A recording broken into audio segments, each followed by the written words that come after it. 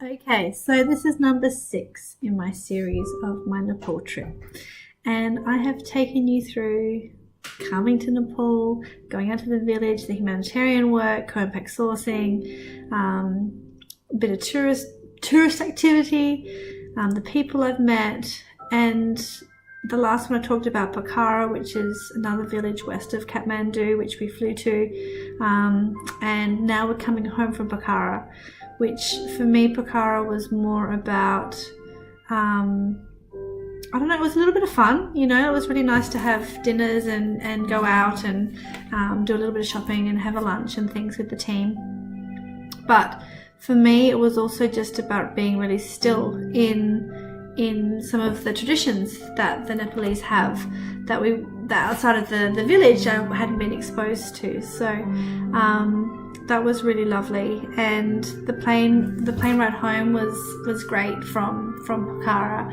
and yeah, it was just, I had the same seat flying over. That was pretty cool, right at the front of the plane, which was fun. But it was just kind of nice to fly over and you kind of see the Himalayas and you see all the hustle and bustle down underneath you too, and how tightly packed everyone really is there. And you fly back in and really we didn't have much downtime, because once we kind of got there and we got back to the hotel, it was like, okay, this is it, guys. So we really only had that night, so we literally got in at like 6 and we had to turn around, and maybe we got in at 5:30. We had to turn around, get our rooms, have a shower, get dressed, be back by 6:30. So we really had no time at all to even have a shower. I think I quickly had a quick shower because I got my room pretty early, got dressed, and then we went out to another hotel which had a big restaurant, and it was beautiful. It was just a lovely, you know, really lovely restaurant. I can't even think of the name of it. They just bussed us there, and we all sat down and we just ate. I really couldn't eat much at all, actually. I was missing the village food. I was like, this was just your normal kind of buffet stuff. It was lovely food, it just wasn't for me, and I think I was still full from the lunch we had in Pokhara the day before, and yeah, we had speeches, right? So because this is our last night, so Rob kind of gets up as the head of doTERRA to thank us for coming and for spending our time and our effort and our money and to be there and to support Healing Hands and to see co-impact sourcing in its rawest form, which was amazing. But he actually got quite emotional during the talk, and he was just like, I'm just a guy, you know, I don't know what I've done so special to deserve this. I don't know, you know, I don't deserve all this praise, or, you know, he's obviously being supported very well financially from doTERRA, but he's also working extremely hard, and it shows you how humble our owners are, that they just see themselves as a duty of care of the land, of these plants, of the people that look after these plants, and of us.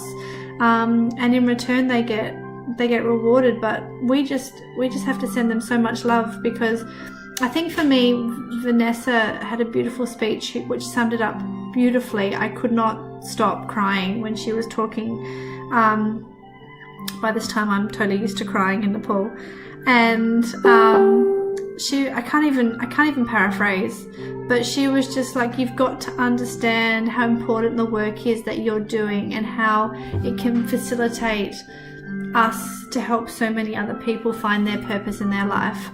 And she was talking a lot of purpose, and you know, that's such a pivotal word for me, is legacy and purpose, and that's the whole reason I called my business Ikigai Oils, because Ikigai means purpose in life in Japanese, and so it really kind of touched a beautiful warm spot in my heart when she did this speech. And there weren't many dry eyes, I can tell you that, but everyone said their thanks on the night, and we just went around and gave everyone hugs, and, you know, was so grateful to meet everyone, and definitely keeping in contact with so many of you, which is so wonderful. And I'm sure if next time I go to Shanghai, I'm going to have lots of friends.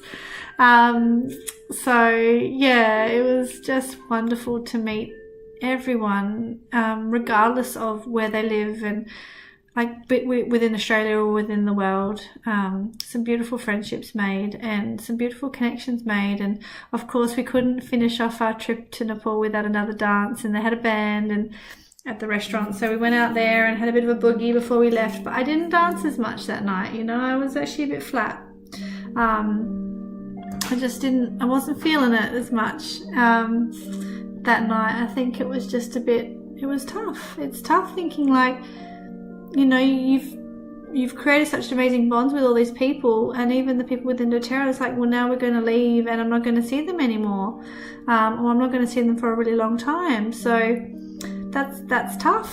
It's really hard to say goodbye to your friends. So yeah, I was just kind of, again, my introvertedness. I was nurturing my introvertedness and just being a bit more quiet and I don't know, doing my own thing. But we ended up just having dinner and going back to the hotel, and then some of us just kind of had a couple of drinks and things too, because we weren't ready to go to bed. I wasn't tired, and just life and everything. It was just a really lovely way to finish off the trip, I think. And it's funny because, one, I don't normally drink, so it's nice, just not that I was getting drunk, but I definitely probably had a couple of drinks. And Chrissy and I found this bottle at this booze shop which was called Blue Diamond. I don't know what it was. It's extra dry. It could be vodka or gin or something, but we both bought ourselves a bottle of Blue Diamond. So look out, world. So we said we'll crack this when we get there. So I've got that downstairs. Funny. But yeah, so I went to bed way too late and got up way too early, and most people went out on a trip to fly over Everest. Not fly over Everest, but fly kind of, so you could see Everest. I didn't, for a number of reasons. One, I thought because it was end of month and I was trying to support my team. They just needed a little bit of extra help. In the end, it wasn't going to make any difference, but I felt like I owed them that. I felt like, I've let you guys down because I've been away for so much of the month. I won't go on this trip and I'll stay here for your last few hours. But so it was nice to touch base with them while I had Wi-Fi. In the end, I needed to pack. Oh my God, my bag threw up everywhere. And I just had to get everything sorted and back into my little bag, my little bag, and bought all this stuff. I'm like, how am I going to do this? So yeah, just packed everything up. Actually had some quiet time, which was really nice. Had a shower and just kind of felt, quiet for a little bit, because we were getting on a bus again at 10 in the morning to go to the airport. And so everything went really smoothly that morning, packed everything up, and I did lose something, a bag, but that's okay. These things happen. So yeah, just said our goodbyes to everyone, had our cuddles and all this kind of stuff, and just really in awe of what we just experienced, really. Going back to the airport, back into the vans,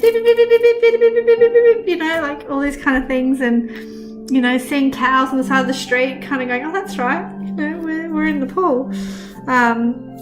They've got beautiful little green spaces too around the city. They've got a crematorium. So that's, they still like burn the bodies, and they do that publicly. You can kind of go in and watch them do this, and if they're smoking up, they're obviously burning someone else, and it's really fascinating. But I didn't get to go, I didn't get to see all these things, but we drove past it all the time. It was a beautiful space. It was really, really beautiful. And got to the airport, and we were really lucky. Everything was really smooth for our departure. We didn't really have any hold-ups, checked in our bags, but then now I understood the chaos that is the Nepal airport, the Kathmandu airport. Because, I remember I said coming in it wasn't really crazy, going out it was crazy. Lines, ladies' lines and men's lines for things, to go through security for pat-downs and stuff, so you have to make sure you're in the right line. And yeah, it probably took about half an hour just to get through security, which isn't too bad, but it probably took an hour or so, hour and a half, just to kind of get from the start into where we were waiting for the plane. And then we just sat for a bit. They have crazy kind of ad hoc Wi-Fi there, which didn't really work. We were a bit cheeky. We were like, there was no seats anywhere, and there was this little room that said crew only, and we're like, do we read that, ladies, or are we just not reading that and we just might just go in and sit down? And we did. We went in and just like, oh, these seats are so comfy because they're the padded seats. And we probably got, I don't know, maybe 20 minutes of a really comfy kind of mini sleep in this room until the crew actually came in and said, oh, I'm sorry, you're not supposed to be in here. I was like, that's okay, we'll leave now. That was a little bit cheeky of us, but seriously, there was no seats. So yeah, that was a little bit fun. And yeah, busted out to the plane. And so Chrissy and I were sitting next to one another because we're going through, and we're also traveling with Erin and Kim again back to KL. And I'm just so grateful that I had these women with me. You know, it wouldn't have been the same without them. Everyone was so gracious and so accepting of one another and their space and their history and their experiences. And we didn't really talk a lot of business, a bit of shop, but we did talk a lot about ourselves. And I've got friends for life in these women. I think how you connect and what you learn from different people, it's just crazy. You know, like it's just I couldn't have, like, the flight coming back from Nepal was actually really emotional for me. I cried a few times leaving, because, you know, you just, again, that feeling of not being, you know, what you'd been through, who you'd helped, who you'd met, and feeling like, what am I going back to? You know, what impact am I actually making in this world? And what can I do to help more people? You know, you really start to think about, you know, there's first world problems, and then there's first world problems, and then there's real problems. You know, you start to really appreciate running water, warm running water, in particularly toilets that flush, that you don't have to squat over, a bed, all these simple things in life that you're just really grateful for. Simple, clean, fresh food, people that love and support you no matter what, and people that listen, you know, people that you can talk to without judgment and just listen. It was just a divine experience all round. If you can ever get onto a compact sourcing humanitarian trip, do it. Do it. Obviously this was for diamonds and above. I know that they're hoping to do more with just Australians, because obviously we were with the Taiwan and Chinese as well. So yeah, hopefully they're going to open this up to just Australia as the Australian market gets bigger. So that can only mean wonderful things, guys, because it's just a phenomenal experience. I am eternally grateful for my husband for allowing me to, you know, go. Not the fact that he let me go, but the fact that he, you know, worked around everything so that I could get there, you know. To my mother-in-law Viv for flying up. Literally, we were in convention. Okay, so they were up there for 2 weeks watching the kids while we were at convention. They flew back to Adelaide on Monday. Then she flew back to Sydney on Thursday, 3 days later, so she could come back here for 9 days to watch the kids while I had gone. So, you know, I couldn't have done it without you, Viv, so thank you very much. I didn't even get to see her because I flew out and she flew in, and then she flew out and then I flew in. So I didn't even get to see her out of Sydney. And yeah, it was funny because I felt like I had gone for a really long time. It felt like I was gone for like 1 or 2 months, but it was 9 days. It's crazy. Not the fact that I felt like I'd missed everyone, but just the fact how much I'd experienced, absorbed. And I think that's why coming out of a trip like this, you might be seeing on Facebook and other people who have gone. My voice is going again. Hang on.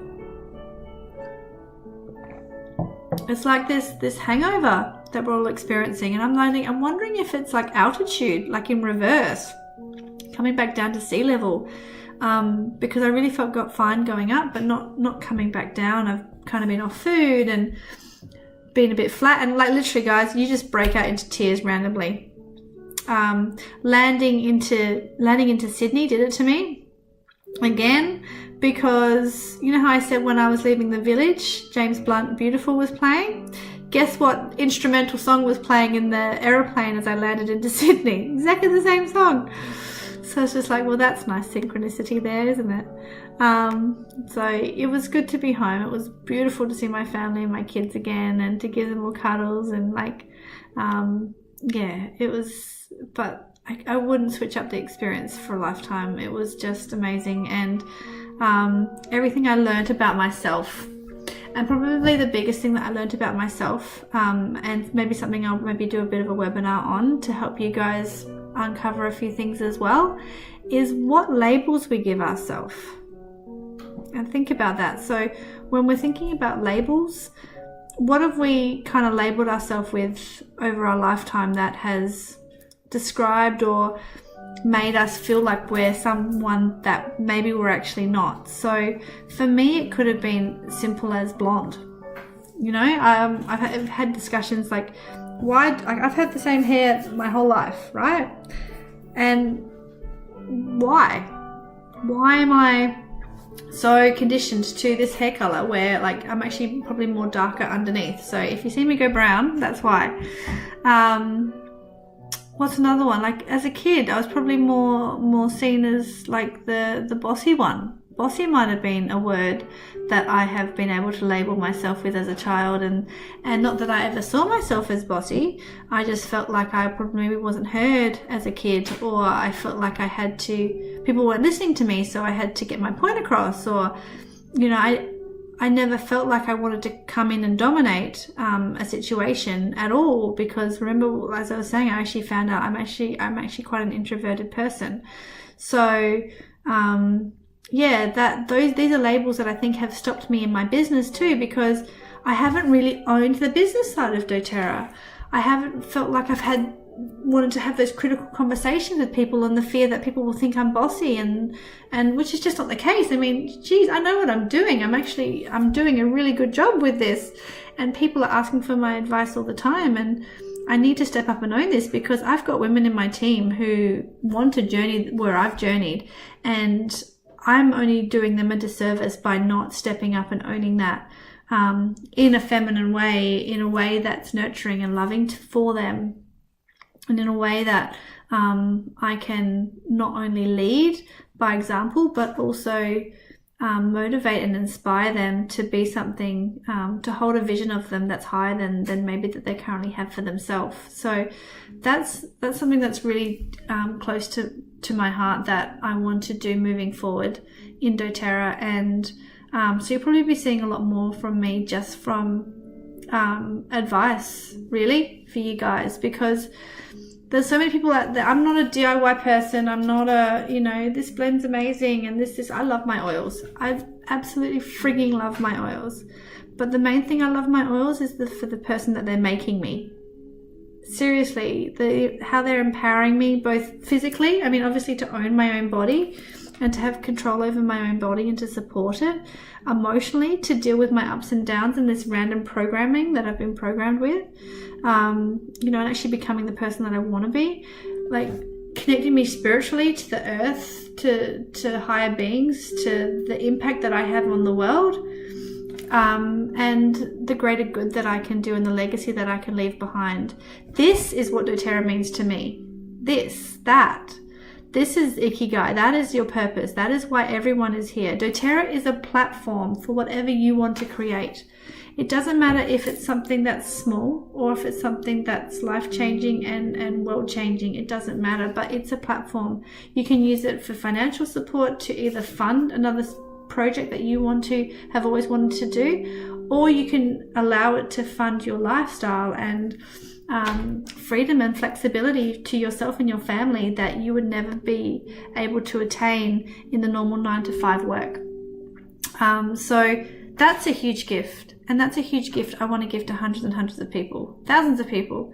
So that's where I'm going, and that's where I'm coming out of my shell and actually owning this in a beautiful way that this is doable, and I've got the tools to get this done fast and with heart and right, and nurturing relationships, and empowering people to step out of their comfort zone to get things done, and to think outside the box a little bit too, and not that you have to do it as clean cut as everything. It's not everyone. I'm not great at running workshops. I love running workshops, but it's not my main form of business. So I love creating relationships with people and supporting them however they need to be supported. So that's a little bit about me, and these are new labels that I'm giving myself. I don't want to be owned by my old labels. I'm going to have a think about those and just kind of scrub them out a bit, I think, and rewrite some new ones. So that might help you guys. I don't know. I hope you've enjoyed my 6-part series of Nepal. If you can ever get to Kathmandu, one thing I promised Pratik, who is another beautiful soul who was running Choice Humanitarian in Nepal, and he just said, just go share the word of the Nepalese, of Kathmandu, of what you've experienced, and keep sharing the love of this country, because they need as much awareness and love from the outside world as possible. So that's what I'm doing, and I hope that this has inspired you to go visit Nepal one day, because it's a beautiful country. They're beautiful people, and you won't regret it. If you need anything in life, you will find it there. Go there with close friends or go there alone. It doesn't matter. Just go and have the most amazing time, as I did with all those beautiful souls that I met and traveled with, and laughed and danced and cried and sung with. And I am eternally grateful for the experience. That I cannot thank doTERRA enough, for Healing Hands, for Co-Impact Sourcing, for Choice Humanitarian. You've made everything so much easier for me now moving forward. I really kind of know my place in this world, at least for now anyway, and it's just given me enough oomph to go and start anew, and to start really owning my life and where I want to go and the impact I can have and the people that I can help. And I'll be back. Okay. Night, guys.